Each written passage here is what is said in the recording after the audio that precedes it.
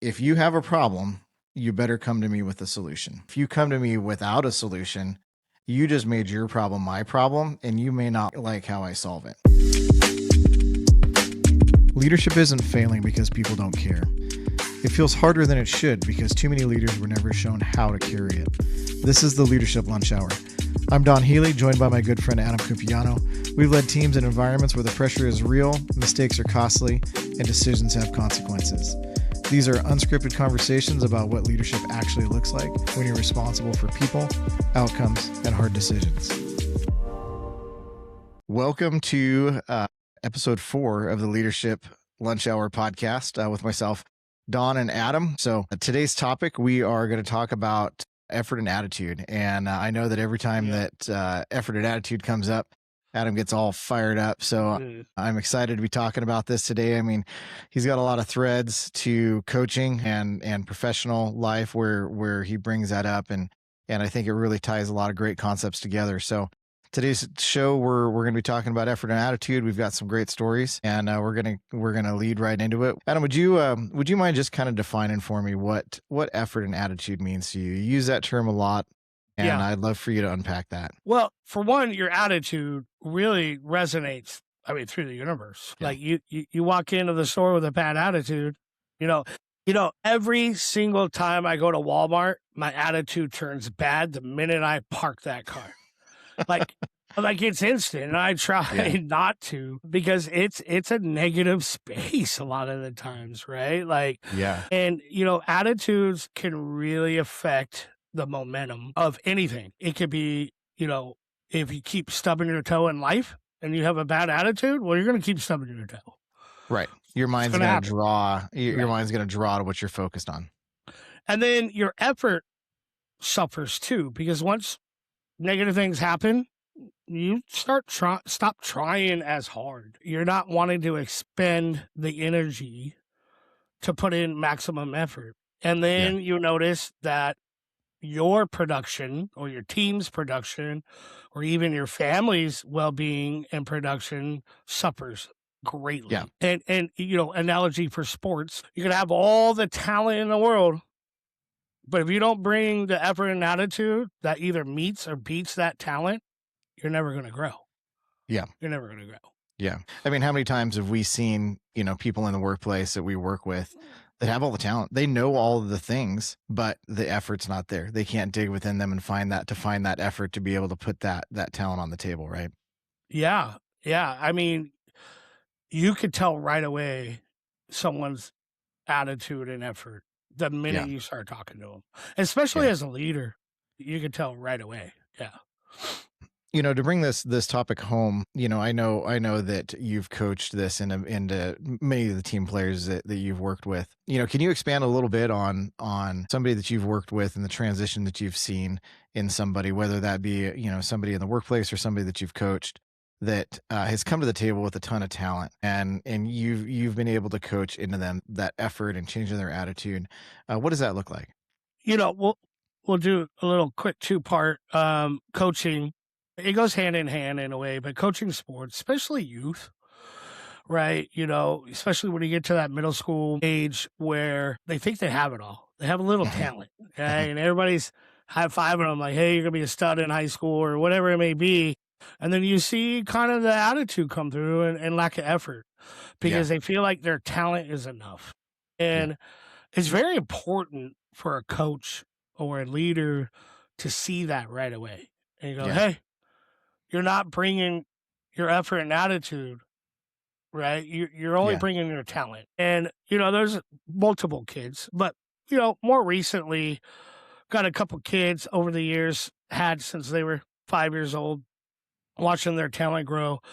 There was a couple kids that I really had to work on their effort and attitude because they started to turn. And now they're in high school. These two are in high school, and you could really see every day if they're bringing effort and attitude with their talent, and the minute they're not, and their production, their performance goes down. And we had those conversations all the time, like, hey, I told you for years, falter one step on your effort and attitude, your talent's not going to help you through. Right. Absolutely. And so, I would love to say multiple kids throughout my 28 years of coaching probably have heard that phrase from me a million times because I start it at practice and I start it at the end of practice. Your effort and attitude have to beat your talent every Yeah. day, whatever it is you're doing. I don't care if you're playing tiddlywinks or Legos, your effort and attitude has to beat your talent at it. And, at work, I'll pull, I had this guy, what a 5-tool player. You baseball players, you know what I'm talking about. 5 tools. He has every tool in the toolbox. Phenomenal mind from beginning to end. Could see things through, capture that vision, execute on it. However, he really struggled with team buy-in, team culture, team building. And, he was always that kind of outside guy that people kept at a certain distance. Yeah. And, he always had the effort, but it was the attitude. And I tell people all the time, I'll even text it to my kids, perception is reality. Probably, Right. I've said it on here. Yeah. Yeah. And whatever you're putting out there is what people are perceiving as a reality. Yeah. So worked really hard with this guy for years. Like, hey, man, like, change how you're talking to people. Change how you're approaching people. Bring your best attitude. Put maximum effort into your attitude and you're going to see results. And then he really worked hard every day, not being that one in the team meetings that always threw somebody kind of under the bus, but joking, right? The kind of a bad attitude, minimal effort, trying to galvanize the team together, right? Yep. Always Those being tongue-in-cheek jokes, right? Yep. And, he for years, he worked so hard on changing that. And he finally got promoted one day.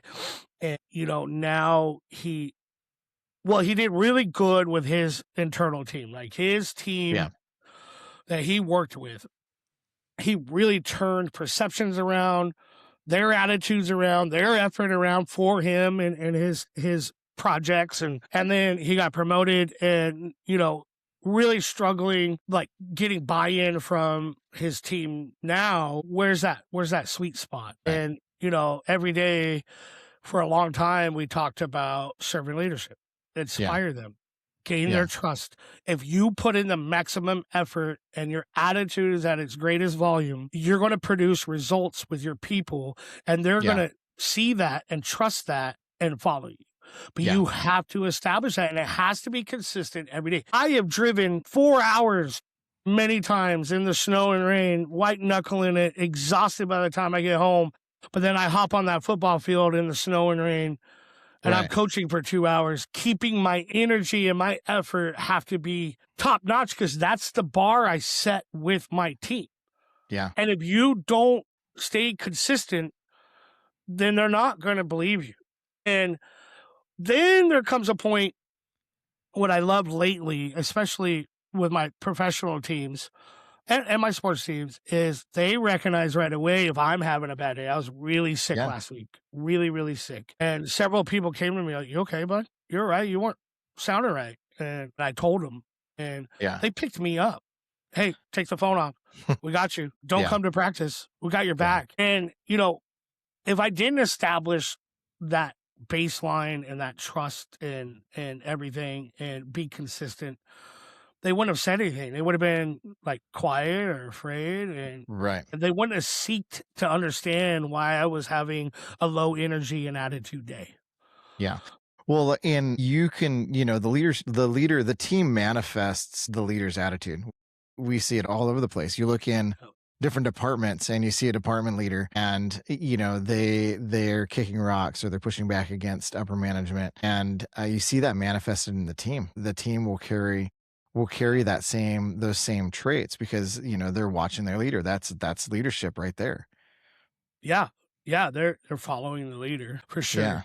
And if you have a bad attitude towards a goal or a metric or a plan or whatever it may be, immediately they're going to have a bad attitude. And then the team's not going to go anywhere. I always tell my people, don't ever vent down, vent across. Right. Vent Right. across, peer to peer. Don't vent downward. Don't be that cancer that slowly grows and becomes resentful because of one little thing. One little Yeah. thing that you don't like could come a big major issue and derail everybody's effort and attitude on everything. And that's where culture dies. It dies Right. right then and there. Yeah, and a slight pivot on that. I have seen people struggle with this, moving from the field, from being craftsmen into being leaders. And the last episode we talked a little bit about the widget makers, right? And the Yeah. widget maker is not always the best leader. But one thing I've seen a lot of leaders struggle with in this same vein is, it's easy to grow rapport with your team by standing on the side of the fence of your team. And one of the hardest things as a leader is to be able to straddle that fence appropriately. To bring this home, I worked with a operations guy, and this was in the manufacturing, chemical manufacturing. He had been on a crew for 30 years. And he was promoted to a crew lead, to where he was the leader of the crews. And we kept struggling with implementation and struggling with the teams, and there was something going on. And finally I sat in a team meeting, and I was listening to him talking to his team and rolling out a new strategy. And in that conversation, he was saying, yeah, the office, they want us to do this, and the office has these ideas, and Oh, these are geez. the things. Yeah, well, I mean, we're just gonna do this, but that's what the office wants. And it clicked in my mind. I was like, he's still standing on the side of the fence of the team. He's saying what he feels like the team wants to say, because it's the easy way to say it, because Yeah. he's keeping that team, that broship, right, with the team. And I had a conversation with him. I was like, man, when we're rolling out things, whether you agree with it or not, you've got to be able to position it from a position of leadership. You got to talk from a source of leadership, of not like, hey, yeah, this is what they want us to do. It's got to be, hey, this is what we're doing. This is the direction that Yeah. we're headed. We're in alignment. We're going to make this happen. It's okay to disagree, but as a team, we're moving in this direction. And as soon as he started thinking that way, because the interesting is he didn't fundamentally oppose things that were being rolled out or changes that were coming, but he felt that very strong need to still act like a crew, or be the stereotype of the crew. As soon as he started standing essentially on the other side of the fence and giving direction and rolling things out from a we standpoint, and it changed how the team functioned night and day, all of the teams that were Right. underneath of him. And in that turn, it made him feel successful, right? And then, he didn't need that rapport, because his team respected him for the way that he was leading, and he grew a whole different level of respect because of that mindset change. Yeah. And I love that you brought that story up, because I think for the last decade or so, I really, really tried to not be that that voice of Yeah. negative. Like, Right. I don't know how many times in different companies a new platform rolls out, constantly a new platform. I Right. knew this, I knew that. And I would be right there with the bros, like, here we go Right. again, another $1 million fail idea, right? Like, good job. Yeah. And I think it started with you. I think our team, I started championing no matter what. There it is. Yeah. And like, I teach that to everybody I Yeah. know now, not just at work or, everywhere. Like, don't be the cancer. Don't be the Yeah. negative rift right then and there. Yeah. Like, the way I attack it with my teams is, hey, we're going to do this. We're going to execute this plan. Yeah. We're going to give it our best shot. And then Yeah. we get an opportunity to give honest, unbiased Right. feedback to the direction, to the Yeah. platform, to the directive, whatever it may be. If we honestly give it a shot, if we go in with great effort and attitude and give it Yeah. all we got, then we're afforded the feedback, to Yeah. give the feedback. And But if you go in it with a bad attitude right away and you sour the team and you don't give it, nobody gives it an honest answer or try or effort, you don't get to give that feedback because you didn't give it an honest effort. You didn't give Right. no effort or attitude to the whole thing. And you know what? It might be a waste of time at the end of the day. But I'm gonna finish on this. Yeah. We had something roll out, and I rolled my eyes. I'm not gonna say who, what, where, why. I went through the motions. I caught myself with my peers after the rollout. Just really, we really got to go that minute Yeah. and pick a couple things every week that we're Yeah. gonna do right. Like, okay, well, I'm just gonna put I put gas in my truck today, or Right. I made it to the job site, right? Like, and Wait, you wait, know, now you're not talking about something I rolled out. no. But what's funny is I love how you rolled out something and then right after something else platform rolls out and it's similar, right? So I was negative about it. I got the team rally to be negative about it. And it hurt me. I saw it. Yeah. Yeah. I saw their effort and attitude towards this. And I quickly changed. I remember the meeting. I said, hey guys, let's give this an honest effort. Right. There's something here. There's a Yeah. reason why we're doing this. Yeah. And to this day, it was one of the greatest platforms that I work on every week. Yeah. To this day, I kind of feel like a hypocrite because here I am championing everything that comes down the pipe, and I try to give it my honest try. But this one irked me. I was a little irritated, and I got hit in the face with. Well, when you take that position, you lose on two fronts, right? You may think that you're gaining rapport with the team, but you're losing, team performance. You're potentially losing respect. You're losing it from a bunch of different angles just to try to gain that rapport with your team. When really, if you do the thing that's a little bit harder and roll something out properly, stand behind something the way that it should be, you have the upside potential of winning on all fronts. Yeah.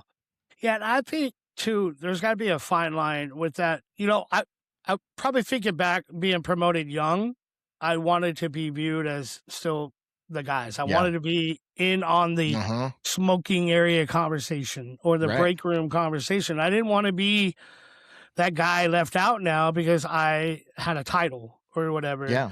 And I quickly realized that there's no respect there. And I think that's when I quickly realized there's got to be a little line of division on a sense of even personal. I have guys sometimes that have worked under me, hey, let's go do this on a Saturday. And, if it wasn't family involved, I say no every time. Yeah. I say no. Yeah. Not that I don't want to. It's just, there's got to be that division so I can make them grow without any lack of effort or attitude. I can really hold them to their talent and help grow their effort and attitude to beat their talent. Right. And I hope I said that right. Yeah. That might have been no, kind of funny. I get what you're saying. Yeah. And I'm the same way. Right. But that's not saying that you have to be cold, No. a cold figure. No.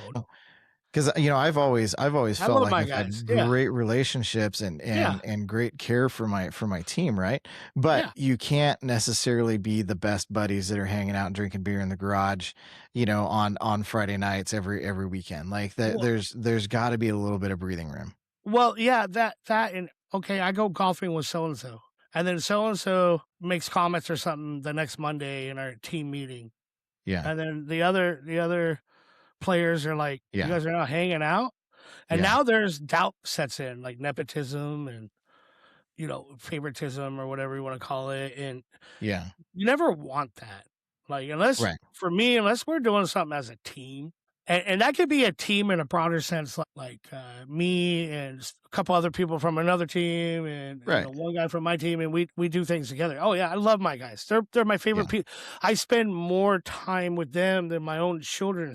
Right. I love them. I love their children. I love going to their sports things. I'll go to their sports things all day. My wife and I will go all day. But there's got to be a separation a little bit so you can grow them unbiasedly, Yeah. unfavorably. It's got to be your honest effort and attitude growing them for their Yeah. effort and attitude. And it's got to Right. be unbiased. You can't be questioned one bit. Yeah. Yeah. And I hope I'm Yeah. saying that right. Somebody out there, you comment and maybe I said that wrong, but um, No, I'm following.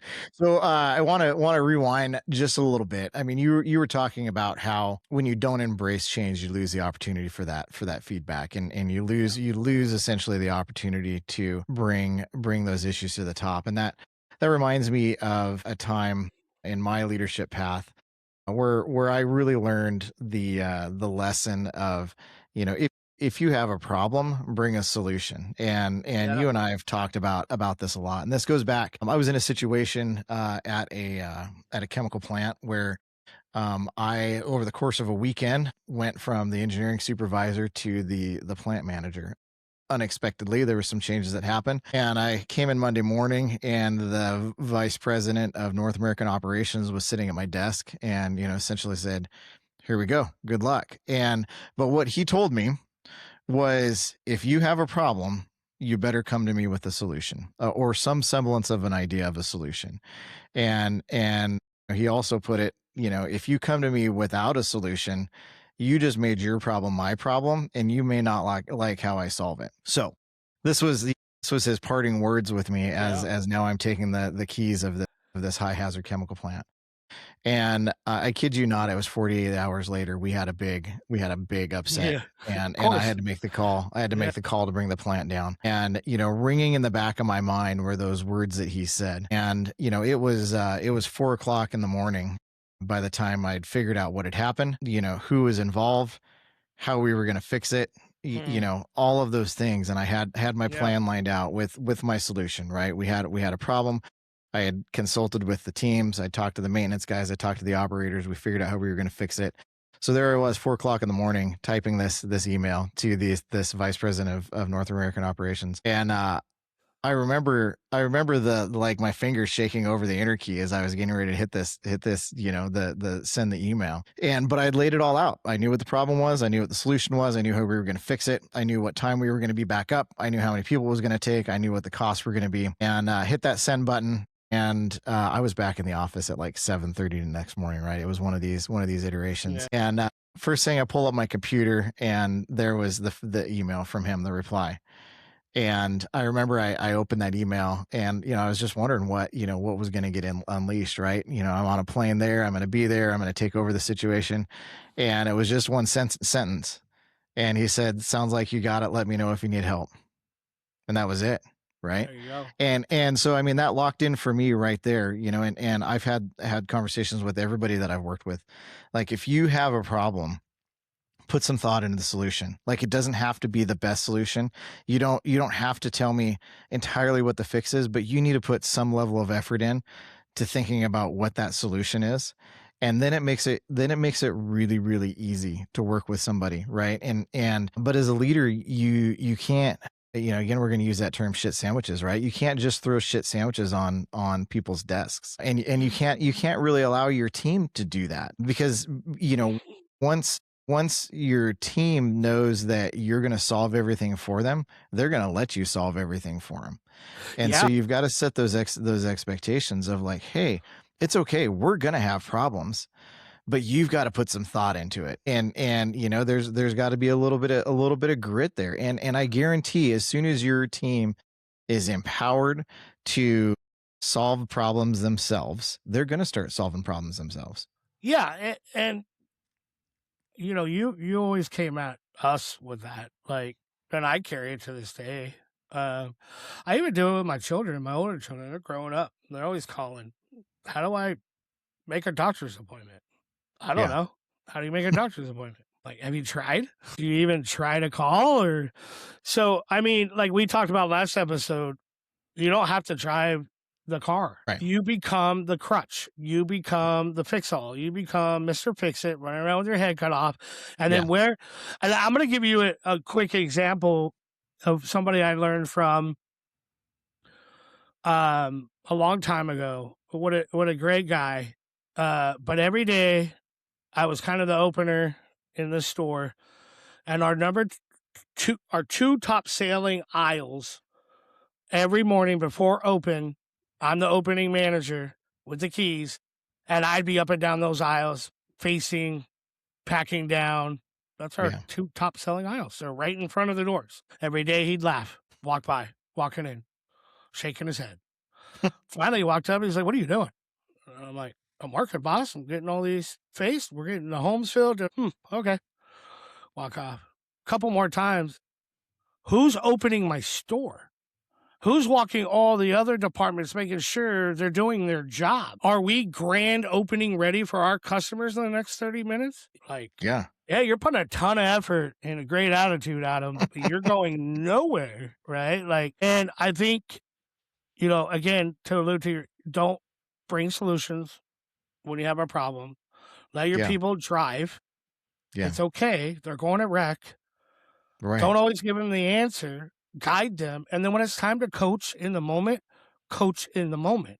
Right. And if you're consistent with that, the effort and attitude will be there Yeah. every time, all day long. I don't know how many times I called you with a problem, and I probably didn't always think through the answer all the way or the solution. You would call me back. Call me back. Yeah. I'd be frustrated. People Yeah. get frustrated, and Oh yeah. their brains get narrow-minded, and they Yeah. can't think their way out of a paper bag, Yeah. and they want you to save them. Yeah. Well, that's the best time to say, "Hey, think about it. When you Right. got some solutions, call me back, and we'll talk them through. Yeah. Calm, cool, and collect." So you remember, and I remember a particular story with us on a house, and there was some details, and you weren't sure what it was. You were in a tight spot. It was a tough project, and I could tell the frustration was getting right up into the red zone, right? And I threw you a couple nuggets. Remember, I was like, "Hey, maybe you should try looking here and here." And I still didn't give you the answer, but I pointed you to the resources. Yeah. And you called me back.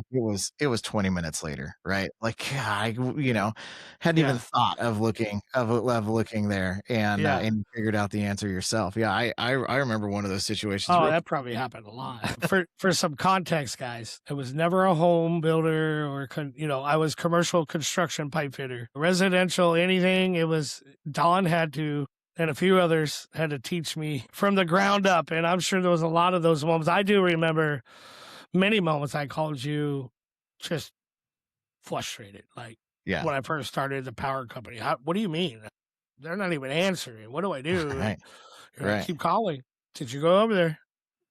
Okay. When you find a solution, call me. And I was so frustrated hanging up the phone. Like, help me, give me the answer. But I wouldn't have grown. You had to go. Not You as had to go through fast. some of that pain. Yeah, you Yeah. had to go through some of that pain. Yeah. Yeah. And, I love that my team since then, they always come with, "Hey, I want to do this, this, and this. I have this issue, and I just want to run it by you." And I always ask, "Are you seeking affirmation? Yeah. Do you want a go, no go?" And they're like, "Yeah." And I'm like, "Do the right thing. Yeah. Do the right thing. Right. Do the right thing. Yeah. Is it the right thing to do? Yeah. But Then I'm never going to be mad at you." you've clearly defined what the right thing is, right? And we had these conversations. If I would tell you, if you're acting within the vision of the company, and we were all very clear on the vision and the targets and how we treated customers and all that sort of stuff. Every day. Yep. And I would say, if you're making decisions within the vision of the company, then I'm never going to chastise you. You make decisions, and you know the guardrails, and you just need to make decisions.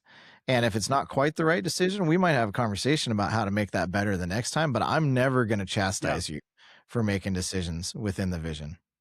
Yeah. And took a long time to believe that. Yeah. When you come from a different world where, you're micromanaged or everybody's breathing down your neck, a lot of cutthroat industries, like Yeah. waiting for you to fail, to where, you got a leader that's telling you, is it the right thing to do? Are you doing this with integrity? You make that choice. Yeah. I'll stand behind you if this is done with integrity, and it's the right Yeah. thing to do. And God, I never loved it, couldn't believe it. And that's how I lead to this day too. Is like, hey buddy, is it the right thing to do? Right. Then Yeah. make the Check it choice out. Yeah, and just tell me what you you gotta did check and up on why. those values. Right. Yeah, tell me what you did and why. And if it is the wrong decision, and it's happened, but the effort was there, the attitude was there, it Right. was for the right reasons with integrity. Right. The values were there. That's just a coaching moment. That's not a And performance improvement plan or anything. That's a no, coaching opportunity. Yeah. and that's the fun coaching opportunities. As a leader, that's where Yeah. it's there. That's where it's Yeah. fun. That's the honing the art right there, as opposed to, foundational Yeah. problems. Yeah. And I think, again, if you approach with the utmost effort to your team and an Yeah. attitude to them at all times, they're going to feel that energy, and they're going to raise their effort and attitude towards every situation. Right. Now there is situations that really bog people down, and it could Mhm. be sports world, could be Yeah. personal life, it could be work life, that you got to have a leader around you. Mine's my wife. Yeah. Mine's my wife. Yeah. Adam, you're thinking of this negatively. You're being negative. Your effort and attitude are negative, and I don't like it. Change it. Yes, ma'am. You know what I Yeah. mean? Like, Yeah. everybody's got to have that person or Yeah. that piece or pieces that have your back, Yeah. genuinely have your back, are honest with you, and be like, hey, you're really coming at this with little effort and a bad attitude. Like, Yeah. how can we possibly know the outcome, true outcome, or what we're capable of if you have a bad attitude and lack of effort? And Mhm. there's a movie, and it's a football movie, and it's a high school football movie, and I forget the name of it for the life of me. But this kid had a bad attitude and lack of Yeah. effort, and his talent didn't meet it at all, Yeah. either side. And so the coach made him carry another player on his back, Mhm. like a turtle. And he goes, "You got to give me 10 yards." And he went 10 yards. Well, you got to go, and he barely made 10. He barely put effort into it. Well, no, you got to give me Yeah. 20. And then that was a struggle. He's like, "Don't quit." And the coach is, "Don't quit. Don't you dare quit. Keep Yeah. going. See what you can do. You can make 20 yards." And then the whole team started one by one coming around this guy as he's carrying Yeah. this other kid and bear crawling on hands and knees. And they're screaming at him. They're pumping him up, and he's going faster and faster. And then he finally drops dead of exhaustion, couldn't do anymore. And he got up and he turned around and he went 100 yards. Right. 100 yards with somebody Yeah. on his back, a player, Yeah. his teammate on his back, with the Yeah. whole team cheering him on. So that's the difference between lack of attitude and effort Right. versus attitude and effort. And then the Right. team's attitude. Nobody wanted Yeah. to cheer him on when he began. They wanted to laugh at him and watch him get punished. Yeah. But by the end, his effort and attitude rallied their effort and attitude, and it carried him 100 yards. Yeah. 100 yards. Right. What an amazing story. Yeah. Absolutely Yeah. amazing story. Incredible. Yeah. Incredible. So You your know, effort and attitude affects everybody around you. Yeah. absolutely. And that aligns with another strategy that we used as a team. And you remember how many times, I'd say, don't worry about the competition. You do Yeah. your best. You keep your head down. You put in the effort and the attitude. Don't worry about looking at who's around you, because when you look at who's around you, you're limiting yourself. Yeah. You know what's right. You know what you've got. You put in the effort and attitude. And then the next time that you look up, you're going to be miles ahead of everybody else. And, I've felt very strongly about that throughout my career in leading people. Is it, if you look at the team around you, if you're comparing to the people around you, you're setting the bar to the people around you. That's where Oh, yeah. you dig in and you do your best, and you refine how you do, and you hone your trade and your craft and your skills to the best of your ability. And when you look back, you're going to be way, way ahead of that competition. Well, and it charges the batteries. It's almost like an alternator, Yeah. right? Like, Yeah. when you expend energy and get little in return, like a bad alternator, then your battery dies, right? Right. It's Yeah. kind of like a bad relationship. When the cup is full on their side but empty on yours, well, the battery's dying. Yeah. But if you're giving a positive juice outward, the positive juice needs to come back in to keep batteries full. Right. And like for us, it was always a new metric, a new goal to achieve, but we never felt like the battery was empty No. because we celebrated the No. wins, right? We Yeah. celebrated the wins, and you or even leaders after you have brought the energy and attitude Yeah. to keep that battery charged, to keep Yeah. going further, to go 100 yards. Yeah. And it's so important. Well, it's the same concept. You think about some of the metrics that we set, and the first metrics were really small. And the Yeah. team had buy-in on what the metrics were, but the first ones, I mean, they were dingers. But that's what got everybody bought in on the metric, right? And then within the team, we started bumping it. It's like, well, that metric's been green for 2 weeks. We've nailed it. We're crushing that. Let's bump it up a little bit. Yeah. Crushing it. Let's bump it up a little bit. And we weren't basing those targets off of anybody else. We were just bumping it No. up and Yeah. bumping it up and bumping it up. And you remember we get to the end of the year and look at what the other teams had done, and we were head and shoulders above, and that's because we just kept driving ourselves up. That it's that exact same analogy of the guy packing the other guy down the football field. It was just making it to that next inch or that next yard or that next 10 yards, and then you look around once you've gotten there and you can't believe what you've done. Right. Exactly. So important. I think this topic, for one, like, is my number one. Like, bring effort and attitude every single day, a high level, and you're going to see results. And yesterday I got pulled over for the first time in 15 years here in my town. Lived here almost 15 years, never been pulled over. Police officer walked up and biggest smile on his face, big huge smile on his face. He goes, "How you doing, sir?" And I'm like, "Oh, first time I've ever been pulled over, and I've been here 15 years. Thank you." And he goes, "Well, I'm glad to be your first." It was, a Sunday, and the smile was infectious, and he was laughing right off the get. And he goes, "I noticed you were on your phone." I said, "Yeah, I was. I was trying to turn on a podcast." And he goes, "Oh, which one?" I'm like, "My own." I kind of wanted to hear it, and he started laughing, and I didn't have my insurance. I've never been pulled over in so long. I forgot where my insurance card was. Right. And can I text my wife? He absolutely. Well, he came back 2 minutes later and handed me a warning. He was like, "You were honest with me. You've had a great attitude and a great laugh." Yeah. And I said, "Well, I was thinking the same about you." I said, "What a great interaction I had with your police department, and I really appreciate it." And his attitude, or my attitude and effort in that interaction, could have really gone one way or the other. Yeah. It could have ruined my Sunday and his Sunday. Yeah, exactly. I'm sure every officer would say that, right? Right. Right. And, Yeah. I even wrote into the police department on Facebook and wrote about my encounter with this officer and what he made my whole day. Yeah. Like, yeah, I admit I was on my phone. My bad. Yeah. But he just made it a good interaction with his effort and attitude.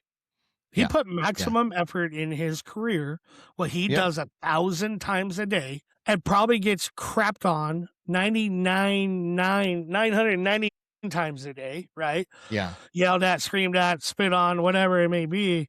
Right. But it never wavered. His effort and attitude beat his talent. Attitude.